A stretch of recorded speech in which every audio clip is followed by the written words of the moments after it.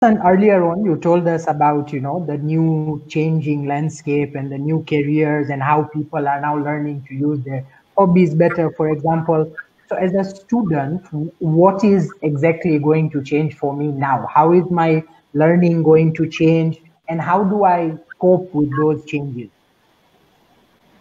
Okay, so I like how I've become a COVID specialist here, and I think I should consider doing my PhD here. Okay, Lifelong learning.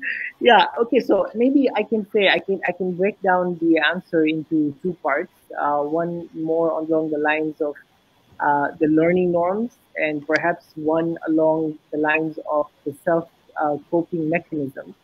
Um, in terms of the learning norms, so institutions will resume at some point, but of course there will be changes, right, in the way in which education is approached now, and perhaps this pandemic might just be the disruption that the sector needed to get us all to rethink what we need to teach and how we need to go about it.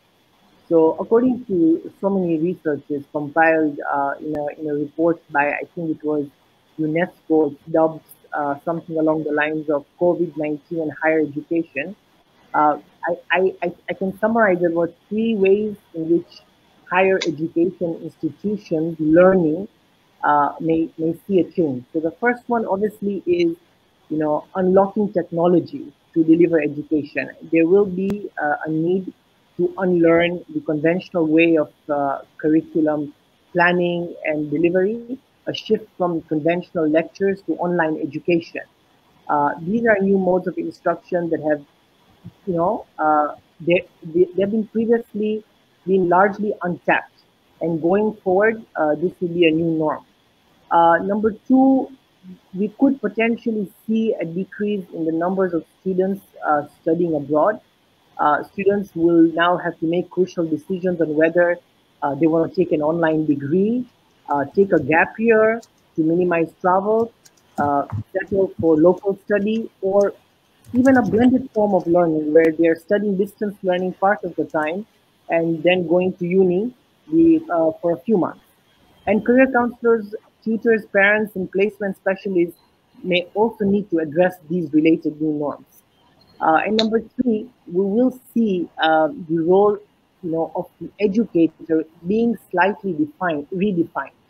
So the notion of an educator as the knowledge holder, if I can put it, who imparts wisdom to their pupils, is no longer fit for the purpose of, a 21st century education. With students being able to gain access to knowledge and even learn a technical skill through a few clicks on their phones, tablets, and computers, the role of the educator in the classroom and lecture theater will see a shift for sure.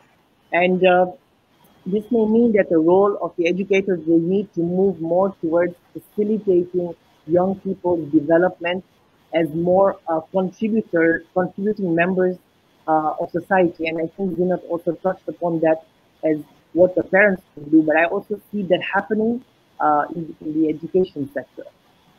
Going to your second question about, what are the self-coping mechanisms that students could adapt. No doubt, the coronavirus has caused a great deal of panic and anxiety and uncertainty across the globe, and students are no exception. And again, just quoting from research from UNESCO, students are finding life during the pandemic stressful, with 27% feeling stressed or anxious at least 5 days out of the week.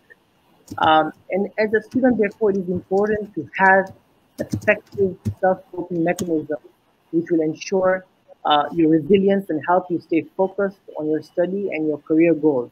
I spoke about this a little bit when we had the mental health talk show, but just to give you just to give the students three tips. Number one, stay informed. Leverage resources such as verifiable study and career websites, family and friends, career coaches, mentors, newspapers, online articles, professional bodies, and industry conferences. tutors or university careers and employability services, this aspect of staying updated will help you feel more in control over your plans. Number two, stay positive. I mean, you are not in this on your own.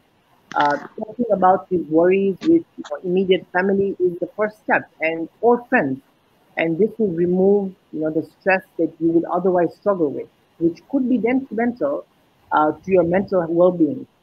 And finally, Zinat also touched upon this, developing a growth mindset. Now, everybody thinks this is the new fad in town, but, it's worth to research on this. It's the whole aspect of being proactive and taking initiative.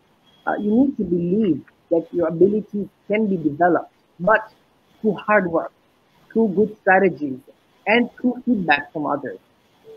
Be more adventurous and learn emerging skills, which will give you a competitive advantage in your study and career in future. Again, Zina touched upon some of the free courses that are available online. The Ivy League universities, for instance, just a month ago were offering numerous courses. We've also got so many online websites such as Udemy and I believe edX, which are offering this course as well. So those would be my three suggestions as self-coping mechanisms to students. Stay informed, stay positive, and start developing a growth mindset.